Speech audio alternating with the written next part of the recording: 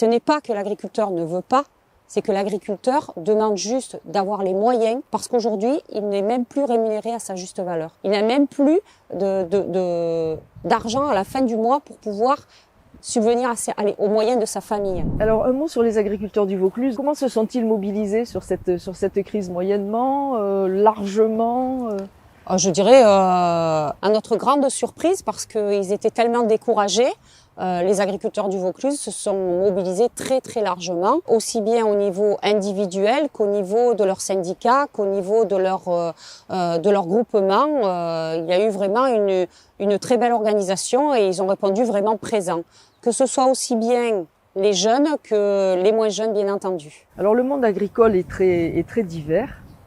De quelle façon et quelle perspective pourrait faire qu'il soit plus uni et qu'il avance mieux? Les agriculteurs ont besoin déjà prioritairement, ils se sont rendus compte aujourd'hui qu'ils étaient soutenus par leurs concitoyens. Je trouve que déjà, ils ont regagné de la confiance et de l'honneur, je dirais. Ensuite, les agriculteurs ont besoin aujourd'hui prioritairement à ce qu'on s'occupe de leur trésorerie, parce que ils ont vécu une année 2023 et puis des années bien sûr en arrière très difficiles et très compliquées. On parle peut-être d'inflation, ok, d'accord, les prix, les charges ont énormément augmenté, mais aussi il y en a beaucoup qui vendent leurs produits comme il y a à des prix comme il y a à peu près 10 ans. Et aujourd'hui, les exploitations ont des charges qui s'élèvent de plus en plus et ont besoin de mieux vendre leurs produits et d'avoir des prix aussi qui soient, je dirais, plus conséquents par rapport à leur prix de production. Et aussi avoir, je dirais, un meilleur équilibre entre le commerce et eux-mêmes, quoi. Alors le monde agricole a interpellé la société avec certains résultats de son côté, vous venez de le souligner. Qu'est-ce que vous avez envie de dire, vous, aux consommateurs et aux défenseurs de l'environnement pour définir un projet commun? Alors aux consommateurs, j'ai envie de dire déjà un grand merci parce qu'ils nous ont soutenus, ils sont énormément avec nous. J'ai envie de dire aux consommateurs, il faut aujourd'hui qu'on vous donne les moyens de passer à l'acte, c'est-à-dire d'acheter français. Et on comprend bien les agriculteurs que vous aussi vous êtes en difficulté aujourd'hui dans vos foyers parce que la vie est très difficile et il faut qu'ensemble on arrive à trouver des solutions pour que vous puissiez venir jusqu'à nous et acheter nos produits. Alors bien entendu mettre en place ce qui a été les mesures qui ont été annoncées. Alors maintenant on attend, il y a les mesures.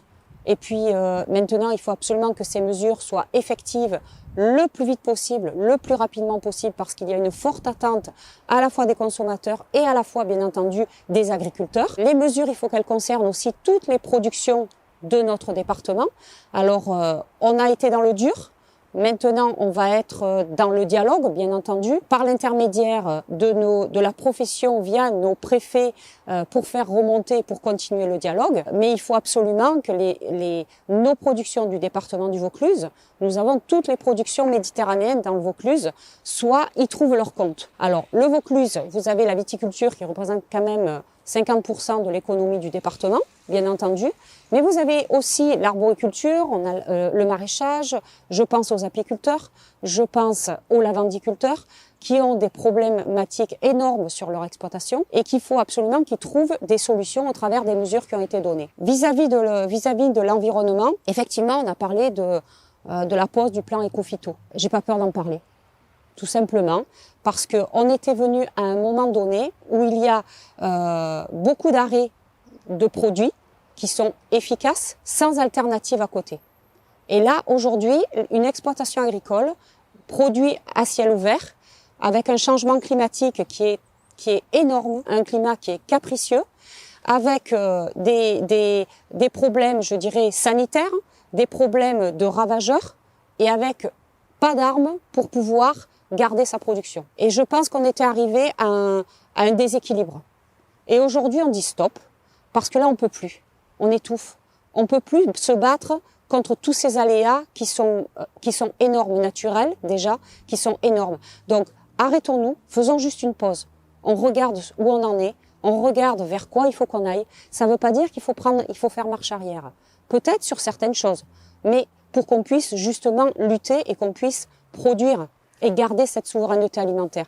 Mais je pense qu'il ne faut pas dissocier agriculture, environnement. On a un petit peu l'impression que les propositions du ministre, là, c'est quand même un certain recul par rapport à l'environnement. Est-ce que c'est pas rendre un mauvais service au monde agricole, finalement, si cette voie est choisie? On est à l'heure de la réflexion.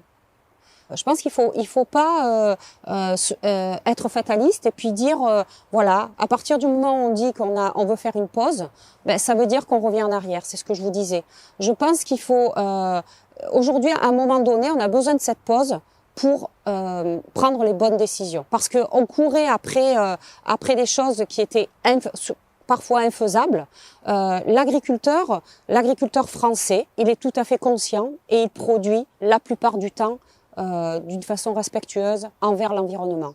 On a développé des signes de qualité, on a développé beaucoup de mesures, et je pense que c'est important de pas se dire c'est acquis, on va passer à autre chose. Produire des produits de qualité, c'est une chose qui est tout à fait normale, on en est tout à fait conscient, mais il faut nous aider à pouvoir avoir les moyens de produire de cette manière-là. Ce n'est pas que l'agriculteur ne veut pas, c'est que l'agriculteur demande juste d'avoir les moyens, parce qu'aujourd'hui, il n'est même plus rémunéré à sa juste valeur.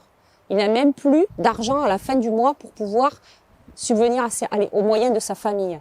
Donc à un moment donné, il faut se poser, bien réfléchir et se dire vers quoi on veut aller. On veut aller vers cette souveraineté alimentaire. Nous, on est tout à fait conscients et on est heureux d'être au cœur de cette souveraineté-là. Mais encore faut-il qu'on puisse l'honorer.